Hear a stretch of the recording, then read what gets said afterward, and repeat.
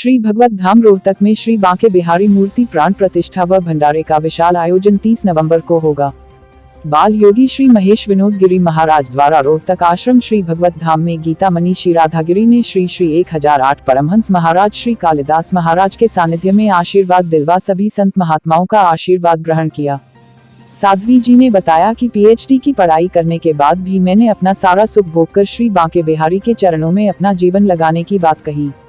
इसके साथ साथ यह भी बताया कि मुझे बचपन से ही अपने माता पिता से प्रेरणा मिली कि अपना सारा शौक त्याग कर बाकी का अपना बचा हुआ जीवन श्री बांके बिहारी की आराधना में लगाऊं। जितने भी मेरे संपर्क में बूढ़े बुजुर्ग आएंगे उनकी सेवा में अर्पित करूं। जय श्री राम, जय श्री कृष्ण।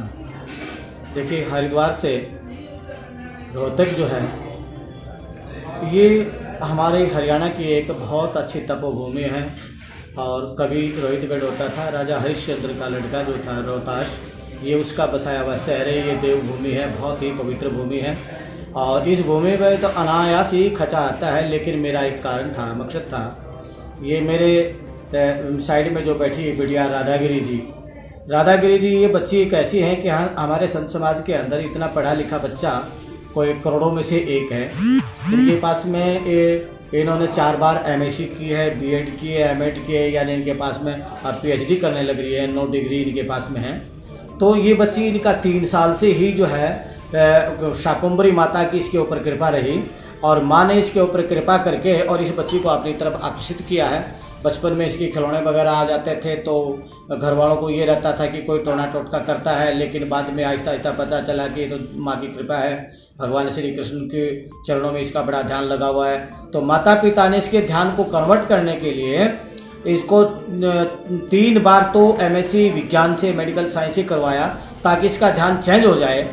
लेकिन ध्यान जब कन्वर्ट नहीं हुआ तो फिर इस बच्ची को जो है हमने माता पिता को कहा कि हमारे कहने से एमएससी और कर दो, तो मैंने इसको योग से भी एमएससी करवा दिया। 4 बार इनकी एमएससी हुई और ये बच्ची किसी भी कंडीशन में, किसी भी प्रकार से जब गृहस्थी के लिए, शादी करने के लिए तैयार नहीं हुई तो इनके 2 भाई हैं, एक वकील है, एक सीए हैं।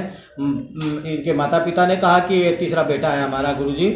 तो माता पिता ने इसको ये आश्रम बना करके दिया है। ये जो आश्रम जो बना हुआ है ये माता पिता ने बना करके और इस लड़की को मेरे चरणों। जी, आप इतने पढ़े लिखे होने के बाद भी आप इस साध्वी की वेशभूषा में आए, क्यों आए, क्या कारण था?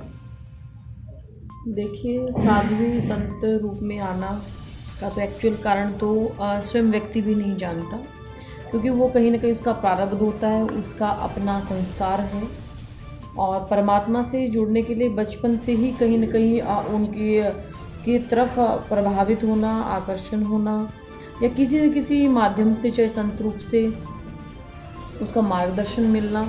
और सेकंड थिंग है कि जो श्री कृष्ण भगवान जी ठाकुर जी हैं, उनका सानिध्य, उनकी कृपा वो मुझे बचपन से ही नहीं कहूँगी मैं, अपितु मेरे जन्म से पूर्व से है। उन्हीं की कृपा है जिनके कारण हम आज इस जगह पर हैं। ये आपको प्रेरणा कहाँ से मिली? साधु प्रेरणा मैं बताऊँ आपको, कुछ घटनाएं ऐसी होती हैं जीवन की जो स्वतः ही घटित होती हैं कि श्री हरि का, माता जी का आशीर्वाद होना, बचपन में ही उन चीज़ों का एक दर्शन होना। हालांकि हर व्यक्ति कहता है इस चीज़ को कि वो पॉसिबल नहीं है, कि कुछ चीज़ों का दर्शित होना, घटित हो जाना, व्यक्ति कहेगा कि वो इज़ नॉट पॉसिबल, क्योंकि साइंस कहता है कि जो है वो दिखता है, जो नहीं है सो नहीं है, वो नहीं मानता। लेकिन मैं साइंस एजुकेशन लेने के बावजूद भी इस पॉइंट को रिग्रेट करती हूँ, क्योंकि मैं खुद उसका एक उदाहरण रही हूँ। तो भगवान जी के चरणों में सानिध्य, उनकी भक्ति मिलना मेरा प्रारब्ध है। और साध्वी जी, कुल मिला के आपका कहना ये है कि भाई साइंस झूठ बोलता है? नहीं, I am not saying this thing कि साइंस झूठ बोलता है। साइंस को क्या है, वो प्रत्यक्ष को कहते हैं ना, प्रत्यक्ष प्रमाण की आवश्यकता नहीं होती। साइंस अपनी जगह क्या है कि वो जो चीज़ें हो रही हैं, फॉर एग्जांपल कि डार्विन एक थ्योरी डाली थी, डार्विन थ्योरी है, न्यूटन्स लॉ है कि भाई सेब पेड़ से गिर गया तो how is to be fall down, कैसे गिरा वो, तो वो उनके पीछे बैक में क्या रीज़न निकालते हैं कि due to the gravitational force, कि धरती का अपना एक आकर्षण है जिसके कारण वो गिरा, अदरवाइज वो आकाश में क्यों नहीं चढ़ गया भाई। तो वहाँ एक पर्टिकुलर लॉजिक लगाते हैं, without logic science can't be exist. और हमारा जो आध्यात्मिक स्तर है उसको अगर हम लेकर के चले तो वहाँ मैं कहूँगी कि साइंस जहाँ से अध्यात्म शुरू होता है वहाँ विज्ञान खत्म हो जाता है।